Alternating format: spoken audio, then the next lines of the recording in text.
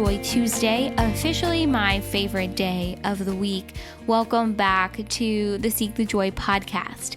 Before I dive into today's episode, I just wanted to wish you all a very happy and healthy and wonderful Thanksgiving. I think Thanksgiving is such a unique day out of the year in that it's the one day that society asks us to be grateful, show gratitude, feel gratitude. And can you imagine a world where we were asked every day to show that level of gratitude and feel that level of gratitude? Can you imagine it? It would be a kinder, calmer, gentler, more forgiving, peaceful world. And sign me up for that world, because that's the kind of world that I want to live in. So I hope that no matter what your plans are, you get to spend the day with those you love and who really love you. Okay, so now to dive into today's episode. On the podcast today is Sarah Brunet, and she is an immigration lawyer, and she went down to LAX when the first travel ban came out by the Trump administration earlier this year. And she went down to LAX and she volunteered her time. But more than that, she created Track the Ban, which was a website that really streamlined all of the information for families and travelers, and really for anybody who wanted a clearer idea of what the heck was going on. And she has really maintained her promise and dedication to advocating for individuals who have been affected by the travel ban. And she has helped to raise awareness each time a version of that ban has gone into place. Sarah and I actually met in law school. It was so wonderful for me to have this opportunity to get to know her better and really connect with her. And so I hope you enjoy today's episode. We talk about love, kindness, compassion, and the importance of really running on passion and purpose and not on fear. Today's episode is a good one. I know it's a little long, but I know you're going to enjoy it. So without further ado, here is my conversation with Sarah.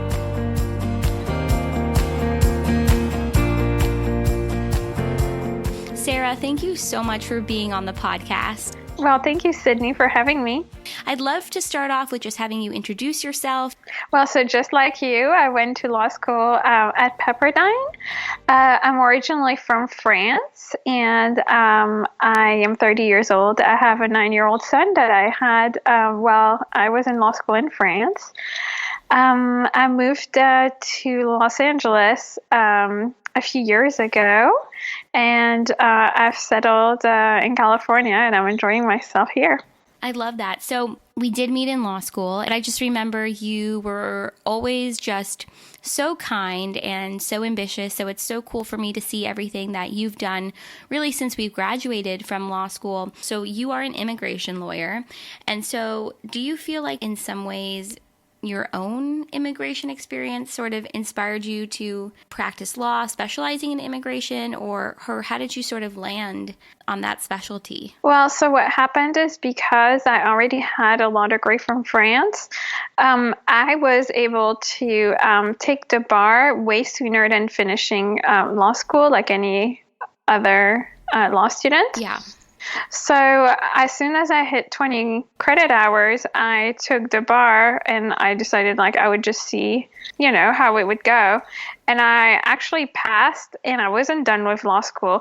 So I knew that I couldn't really get a real job, and telling my employer, look, I'm not free on Tuesdays and Thursdays. And by the way, during finals, forget about me. Right. So I decided that I would just kind of make the best of this little weird moment and volunteer as much as possible.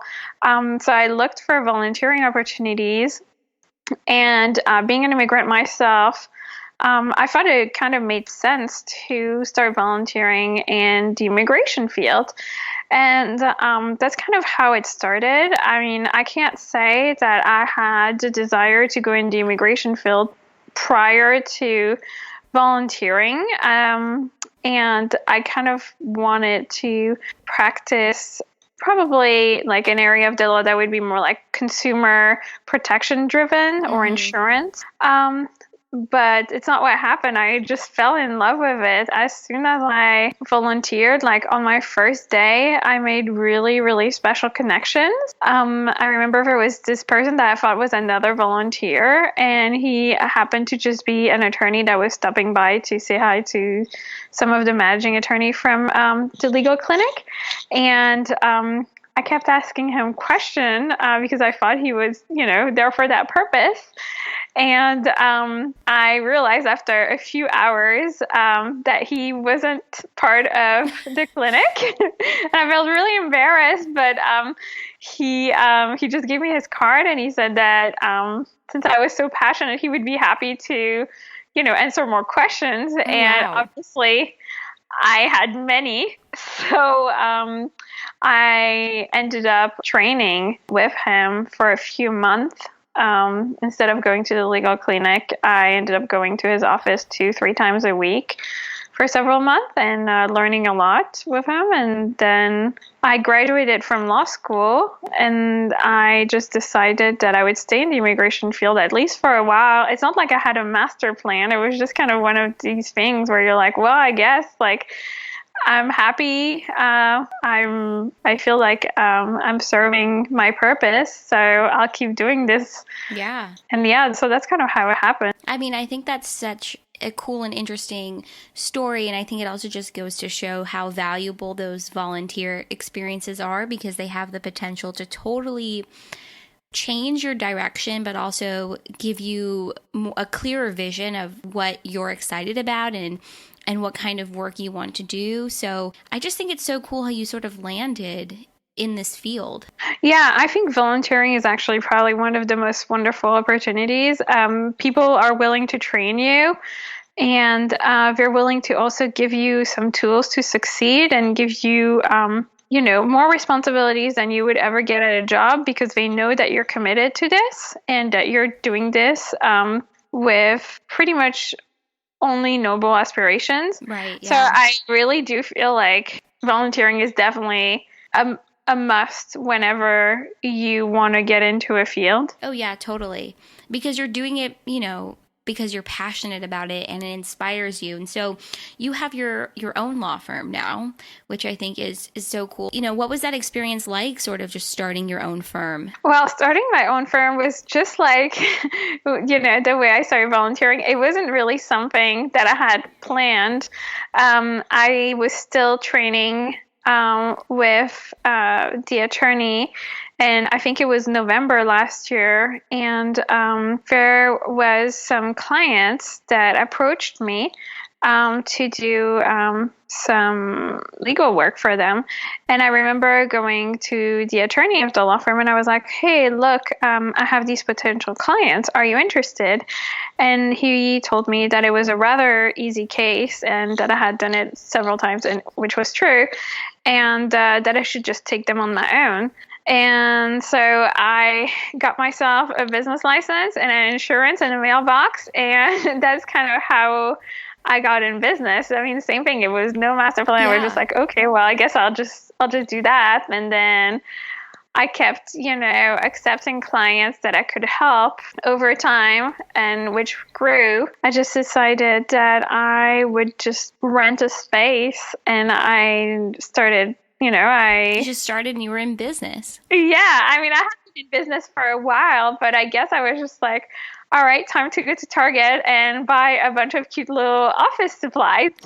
Yeah, I love that. I mean, I just love the fact that, both when you started volunteering and then also when you started your own firm, you really didn't have a big plan or a master plan, as you said. And I think that's such a really interesting point, is that I think for so many people, when they're starting a new venture, whether it be a business or a project or whatever it might be, I think we need to know everything right away, and we need to, what's going to happen. We need to know what's going to happen next, and well, what do I need to do to prepare? Right. But sometimes in life it doesn't work that way, and you just sometimes end up just going with something that you feel passionate about and you're excited about, and before you know it, it ends up being your own law firm. And I just think that's such a cool message, because Right.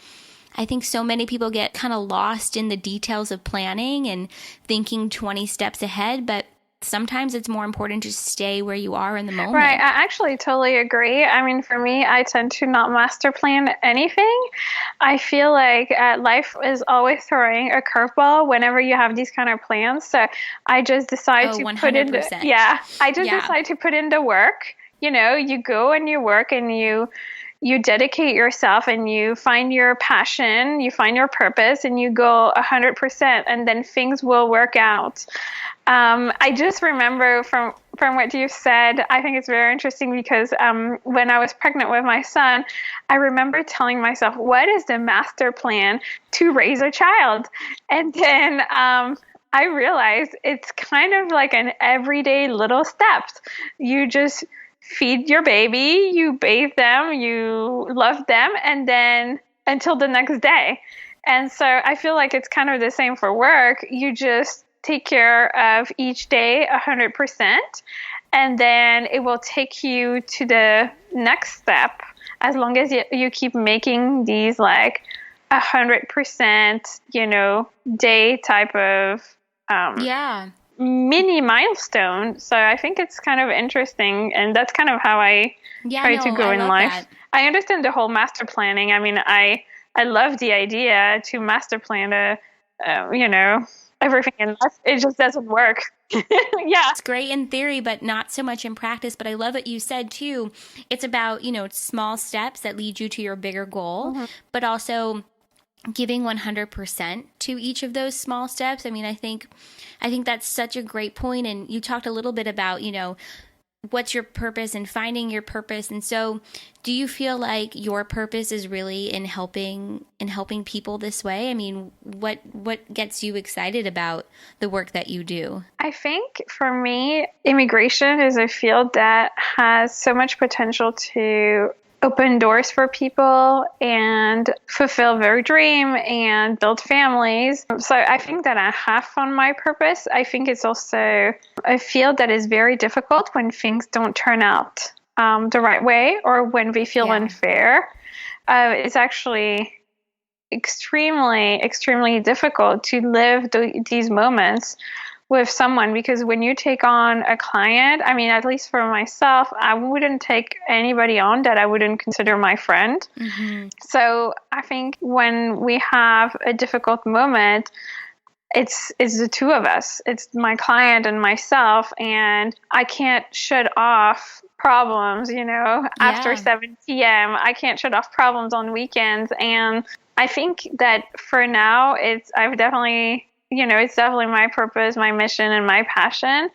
But I don't know if in 30 years I will still be able to go through these like emotional roller coasters with people. I mean, it's extremely draining. Yes, but at the end of the day, like when things are difficult, like when some cases are particularly difficult for people, I just tell myself, well, at least I care about them, and I'm putting in all this work, and I know that, I'm there for them. And so that comforts me when things are difficult for them. Yeah. And I mean, it's a different, listen, the legal field itself is such a difficult field. And then, when you're practicing in an area that, especially today in the society we're living in right now, is so visible, but also so highly charged. So let's talk a little bit about, the whole immigration situation right now.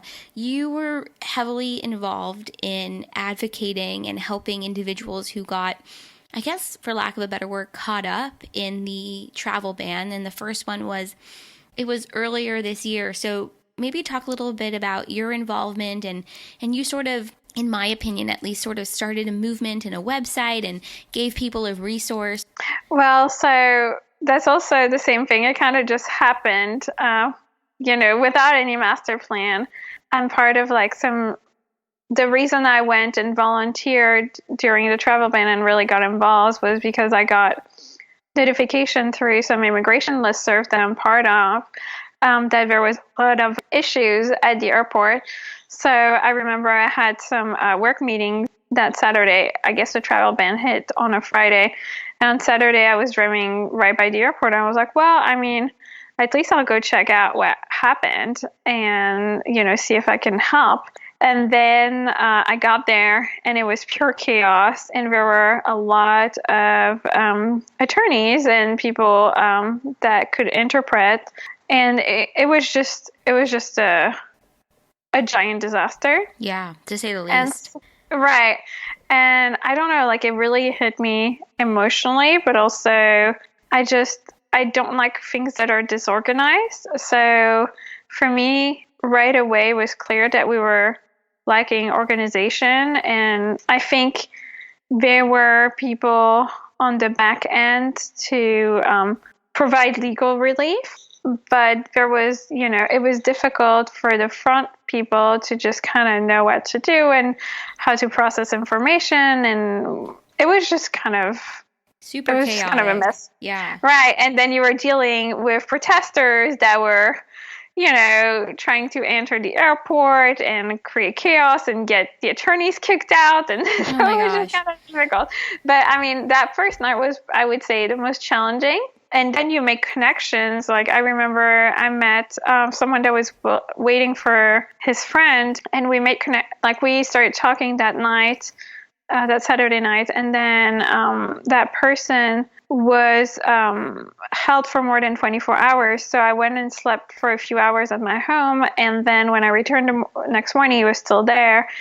And I don't know, you just kind of build like special connections, and so it doesn't leave you. I don't know. It definitely changes you. Yeah. So when this happened, for me, it was just not about providing one-on-one relief, because I felt like this was something that could be done by many, but it was also how could we make, information and how could we provide relief on a more general basis? So to me, it was important to tell people what was happening at which airport, and also help people that were stranded abroad, because the issue during the travel ban was a lot of people that were affected could not get on a plane because the airlines are liable for transporting people that won't be admitted to the States.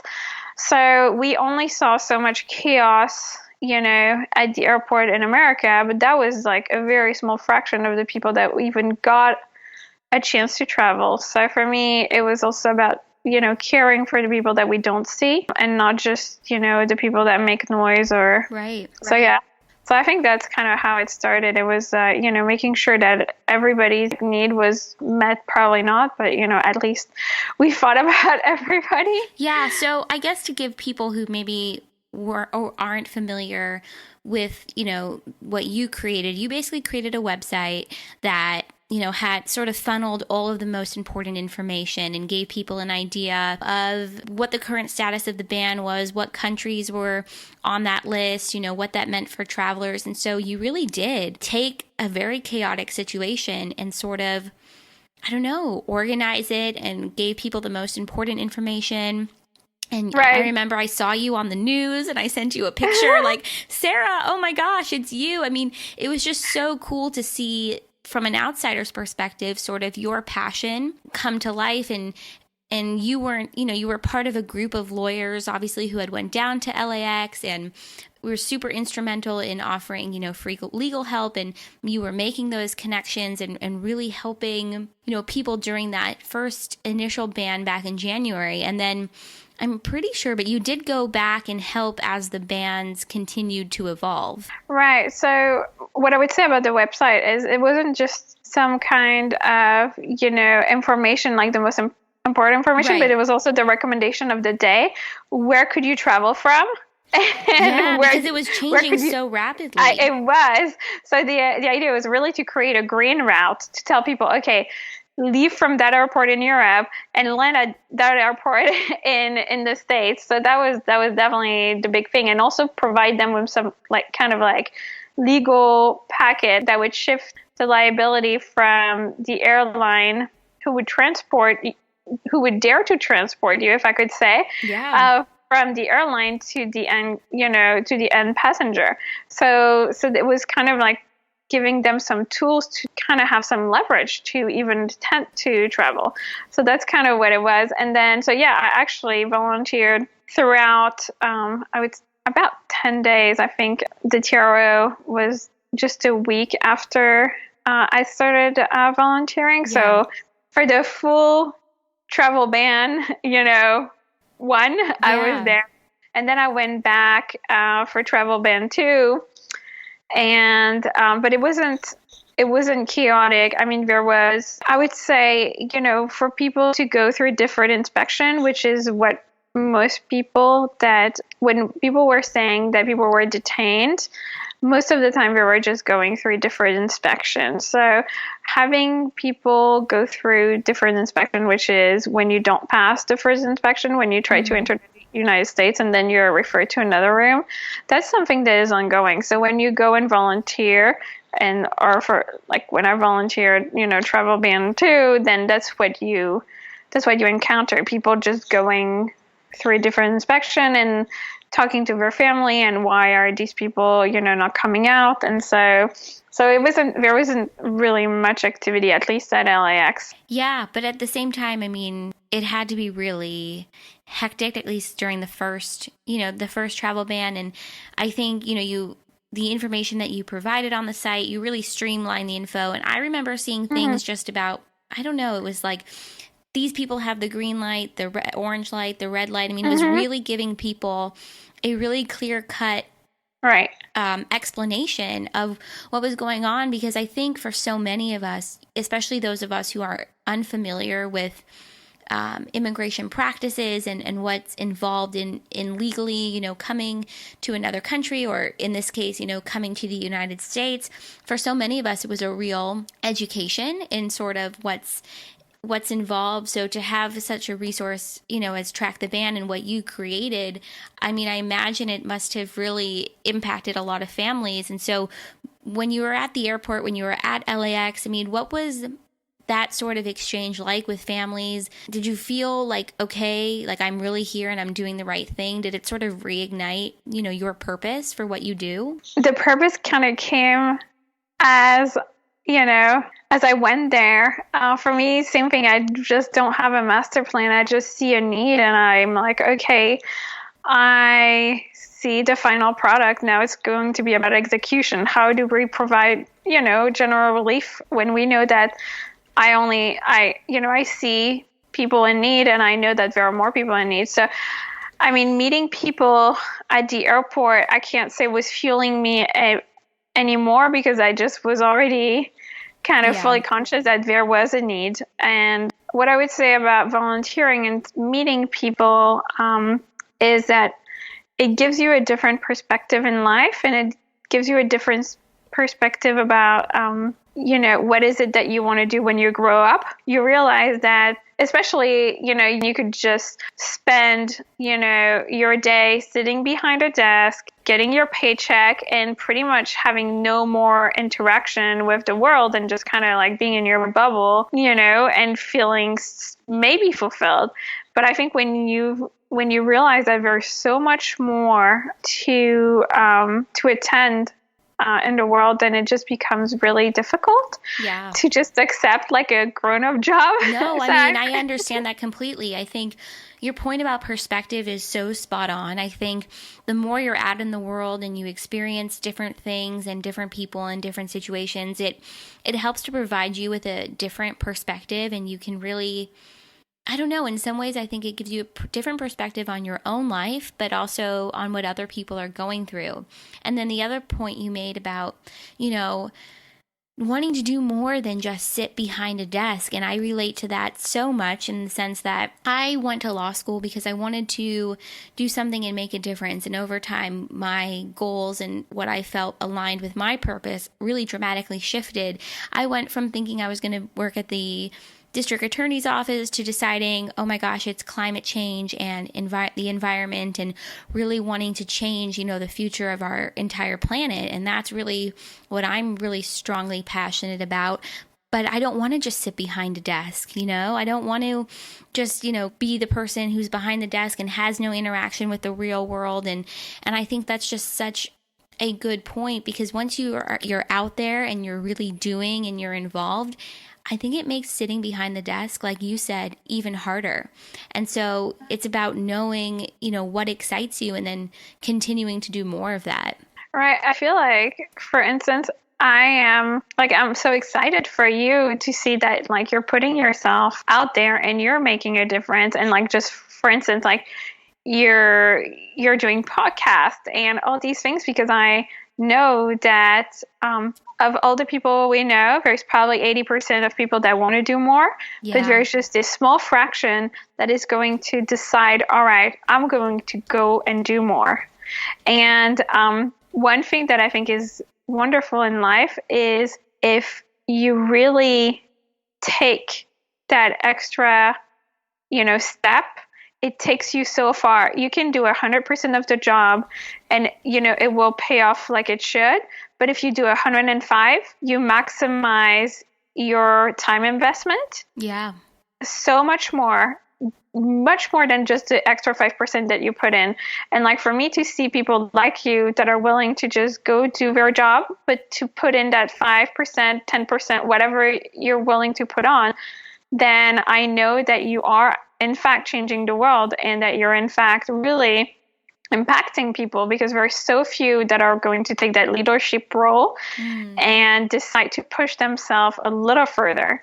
Yeah. So. Well, thank you. That's such a compliment. I mean, I think what you said is so true, is that I think so many of us want to do more, but I think there are so many things that stop us, and whether it's fear or you're just overwhelmed with your own schedule or whatever it might be, that stops people. It really is about taking that extra step and deciding, I want to do more and that I can do more. And I think the more of us who sort of take those steps outside of, our own boxes that we've created for ourselves, like you said, I mean, the more people who have the possibility and the opportunity to really do things to change the world. And that's why I was so excited to talk to you for this podcast, because, I mean, of course you have your day-to-day career, but you really went above and beyond and took that extra step and, made sure that you were volunteering, but you were volunteering and doing something that really had an impact. And I can't tell you how many people I had talked to who said, oh, I would love to go down to LAX, but I just don't have the time. But it's about making those decisions about, what things do you want to make the time for? And I think that's so important too. Right. Absolutely. Yeah, I actually do feel like it's not about having time. It's about shifting priorities. Yes. I think that, do I have the time to do anything? No, I don't. I really, I don't. But my priority in life is to make sure that I do put in that extra time to push myself, to invest in what I care about, which means, being personally involved in causes that I care about. And that's not to just impact people, but that's to fulfill myself. Yeah. And my sense of who I want to be.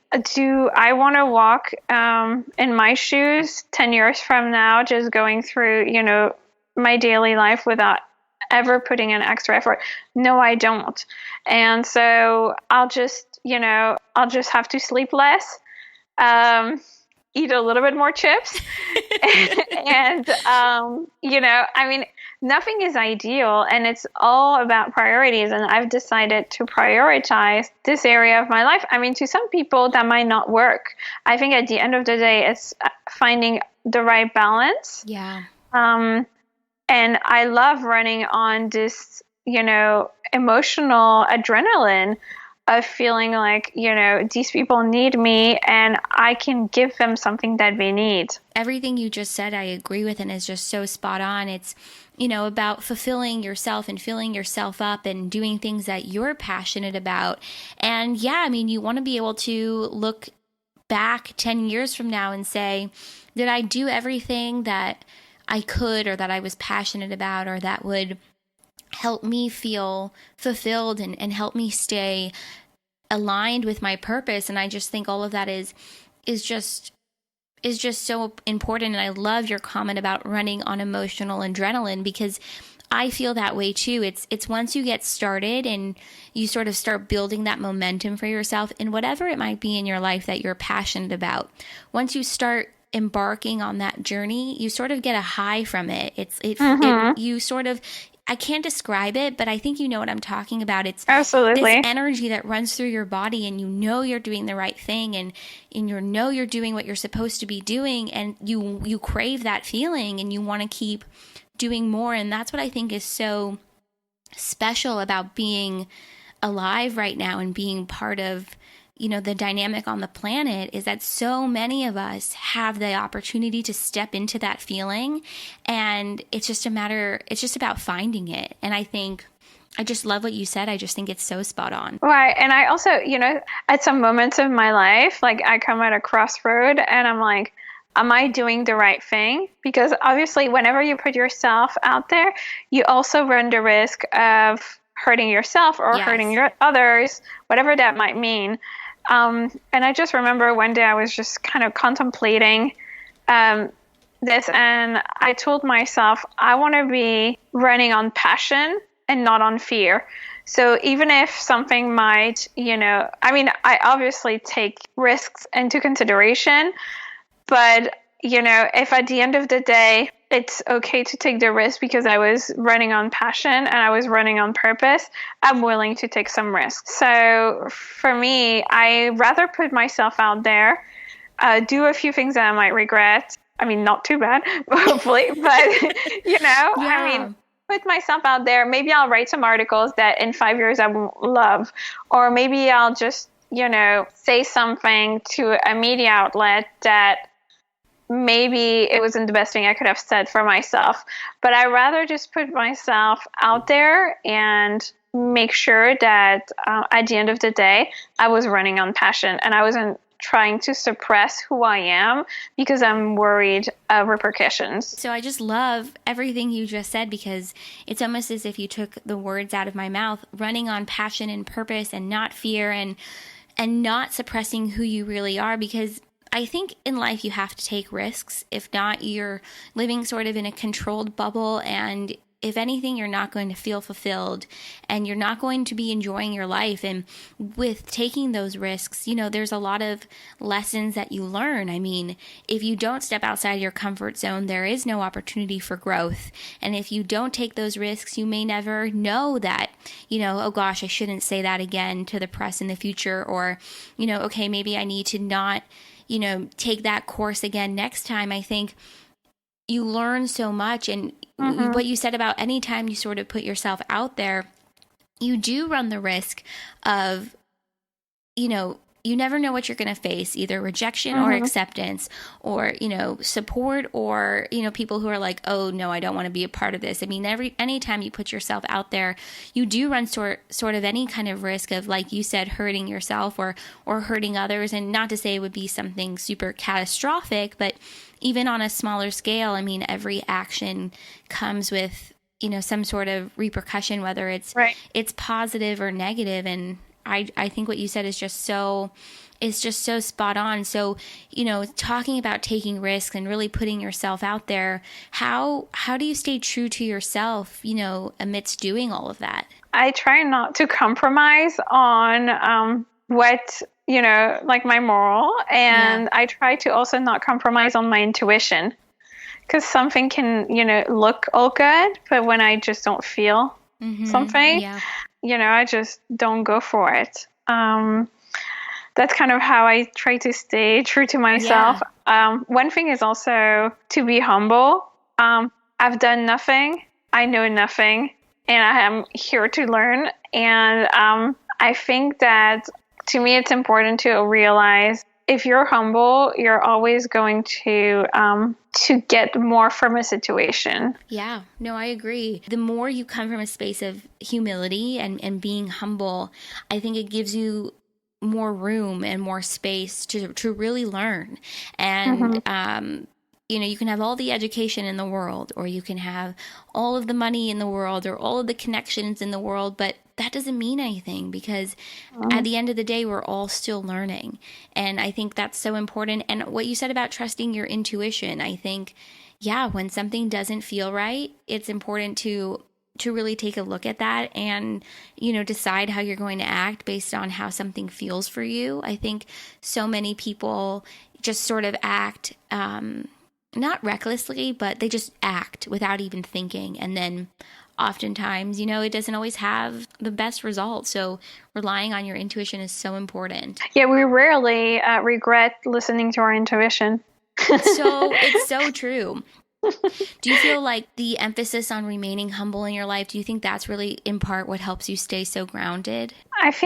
I'm not sure I'm the most grounded person. I probably don't have the best, balance in life. I'm also learning about, how can I be grounded? How can I also not lose perspective of not only who I am, but the person I want to be? For instance, I tend to want to make myself very available to people. I make them feel like they're the only one in my world. Mm-hmm.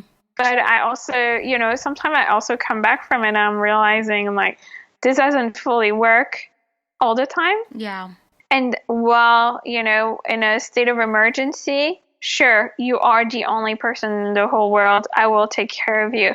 But, on a day-to-day basis, when people text you at 5 o'clock in the morning expecting you to respond and it's Right. Sunday and they want a 3-way call with, these are things that are not sustainable. Mm-hmm. Because while I could do it, I mean, should I do it in the long run or should I do it even short term? Because I might not be fully there. I might actually need a mental break to do my job properly. And I think it's important for me in order to stay grounded, to learn to say no to some situations where, the need is not as high of a priority as other things. Yeah. And I need to also understand that there's a hierarchy of things that I need to attend. Like there are priorities. And I think for me, like usually when people just need me, I tend to not really prioritize and just give. Mm-hmm. But I can't give if I don't have anything to give anymore. Yeah, no, I mean, it's so important, that balance and also, figuring out for yourself what needs to be the priority. The truth of the matter is exactly what you said. You can't give to others if you're not filled up yourself. And so it's about finding that balance and also learning, I think, learning for yourself that balance, but also learning sort of what helps you to fill yourself up so that you can give to others. So right. Are there certain things that you do to sort of help yourself get to that space where you do feel more, filled up and able to give? Well, yeah. So, I mean, my energy comes from people and comes from situations that were, fulfilling at work. But it also comes from, interacting with my family, my friends, going out for a drink. But sometimes I actually just need my quiet space. And even if I'm pretty outgoing, I actually really need to be alone a lot. So for me, working out is a big thing. I don't do it as much as I want to. Yeah, you and me both. But I try to go at least twice a week because it feels like a vacation. I'm just, I don't think for an hour. And then I end up feeling really good. And then another thing that when I really tap out, I'll go and just read books. And it's something that I do very rarely. But for instance, after the travel ban, I had 2 weeks where I went home at my mom's and I told my mom, like, I'm sorry, I'm not going to interact with anybody. I didn't call my friends. I didn't really see anybody. Yeah. And I just read books for 2 weeks straight in pure silence. And that really actually recharges my battery to just kind of, be on my own and just enjoy myself. Yeah, that time alone is so important. And it's hard to find really it. Is. And it can feel really, like, it feels very selfish when you tell people, like, I'm sorry, I need to be alone. It's so hard to say. Right. Sometimes those moments in silence are just so important. I love that you spent 2 weeks and just read and didn't talk to anybody. I mean, that's goals. Like, people would love to be able to do that. I think that's so amazing. I do have to say that if putting myself out there has given me something, is it has given me the opportunity to meet some of the best people. People that, whose goals are aligned with mine, Yeah. but also whose heart and integrity, I just kind of like look up to them. Like, just like you put yourself out there, you have a high level of integrity, and you're a smart woman and you really care about people. And so I would have probably never met these people, or I would have never realized, because they would have never reached out to me. And so I think if there is one thing from also putting yourself out there, is like, you may lose some people in your circle that don't understand who you are or who you're trying to become, but you're going to gain so much with people that will love you and that don't care if you don't call them for 6 months. Yep. And no, it's so true. Yeah, it's so true. It's so interesting is the more you step into being who you really are, and doing what you care about and taking care of yourself, it's sort of interesting to see the people who sort of fall away sort of naturally, and the people who sort of make their way into their lives. I'm a big believer in that. As you sort of shed your skin and evolve, and as we change and we adapt, the people in our lives who are meant to be there will still be there. And then the people who you don't align with anymore, and, things change, and those people sort of fall away, but it opens up the space for other people to come into your life that maybe wouldn't have been given the opportunity to enter your life if you didn't put yourself out there, or if you didn't have additional, new life experiences and really learn from them. And listen, if you and I both didn't make the decision to go to law school at Pepperdine in Malibu, I mean, we would have never met. And so, I know. And I just think it's amazing who you can meet, and, what your life can evolve into the more you take risks and the more you put yourself out there. And it's just such a testament to how important it is to just be who you are, and the right people will be there. And I'm such a firm believer in that. Right. And so you